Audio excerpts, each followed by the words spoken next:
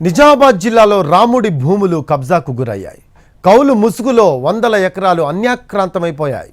ఆక్రమణదారులపై చర్యలు తీసుకోవడంలో దేవాదాయ శాఖ నిర్లక్ష్యంగా వ్యవహరిస్తోంది. ఇంతకీ రాముడి భూములకు ఎప్పుడు మోక్షం లభించే ఛాన్స్ ఉంది? నిజామాబాద్ జిల్లాలో ఆలయ భూములు కబ్జాకు గురవుతున్నాయా? ప్రభుత్వం వద్ద భూములకు సంబంధించిన లెక్కలు లేకుండా పోయాయా? జిల్లా కేంద్రంలోని బడా రామ మందిరం భూములు కబ్జాకోరుల చేతుల్లో చిక్కుకున్నాయి. 200 ఎకరాల దేవుడి భూములు కౌలు పేరుతో అన్యాక్రాంతమయ్యాయి. చర్యలు తీసుకోవాల్సిన అధికారులు చేష్టలు ఉడిగి చూస్తున్నారు. దేవాదాయ, రెవెన్యూ, పోలీస్ శాఖల మధ్య సమన్వయం కరువయ్యింది. రాముడి భూముల గుర్తింపు, హద్దు నిర్ధారణ జరగటం లేదు. అయితే దీన్ని అవకాశంగా తీసుకున్న కబ్జాదారులు కౌలు ఎగ్గొడుతున్నారు. కోట్ల విలువైన భూములు ఆక్రమణదారుల నుంచి విడిపించాలని దేవాలయ భూముల పరిరక్షణ కమిటీ సభ్యులు కోరుతున్నారు. ఒక్క బడా రామమందిర భూములే కాదు, జిల్లాలోని ప్రముఖ ఆలయాలకు సంబంధించి కోట్లు విలువ చేసే భూములు కబ్జాదారుల చేతుల్లో చిక్కుకుపోయాయని ఆరోపిస్తున్నారు.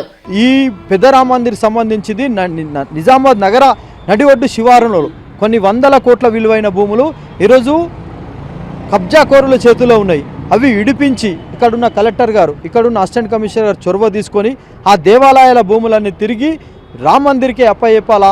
కిలా రామ్ మందిర్కి సంబంధించిన భూములు కూడా, సారంగపూర్ సంబంధించిన భూములన్నీ కూడా తిరిగి ఆలయాలకే అప్పించాలని చెప్పేసి దేవాలయ పరిరక్షణ సమితి డిమాండ్ చేస్తుంది.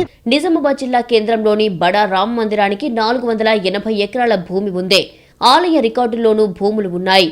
కానీ ఎక్కడా కూడా కౌలు వసూలు కావటం లేదు. జిల్లాలోని భూముల్లో వ్యవసాయ యోగ్యత కలిగిన భూములను కౌలుకు ఇచ్చినట్లు రికార్డుల్లో ఉన్నా డబ్బు మాత్రం మఠంకు జమ కావడం లేదు. ప్రైవేట్ వ్యక్తులు రసీదులు లేకుండానే డబ్బులు వసూలు చేస్తున్నారు. భూములు ఎవరి ఆధీనంలో ఉన్నాయో వారిని గుర్తించి కౌలు విధించాల్సి ఉంది. అయితే అధికారులు ఇప్పటి వరకు కేవలం 30 మంది వద్ద సాగులో ఉన్న భూములను మాత్రమే గుర్తించారు. మిగతా భూముల గుర్తింపులో రెవెన్యూ, పోలీసుల సహకారం కావాలని కోరుతున్నారు. జిల్లాలో 213 ఎకరాలు ఉంటే సర్వేయర్ సాయంతో ఇప్పటి వరకు 11 ఎకరాలు మాత్రమే గుర్తించారు. భూములను గుర్తించి త్వరలో స్వాధీనం చేసుకుంటామని దేవాదాయ శాఖ అధికారులు చెబుతున్నారు. దేవాలయానికి దాదాపుగా 500 ఎకరాల వరకు కూడా మనం భూమిని గుర్తించడం జరిగింది.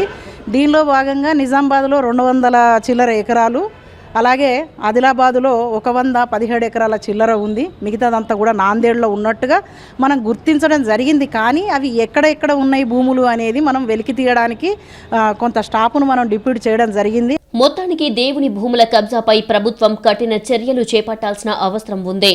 ఆలయ భూములు దేవుడికి చెందేలా సర్కారు చర్యలు తీసుకోవాలని దేవాలయ భూముల పరిరక్షణ సమితి కోరుతోంది.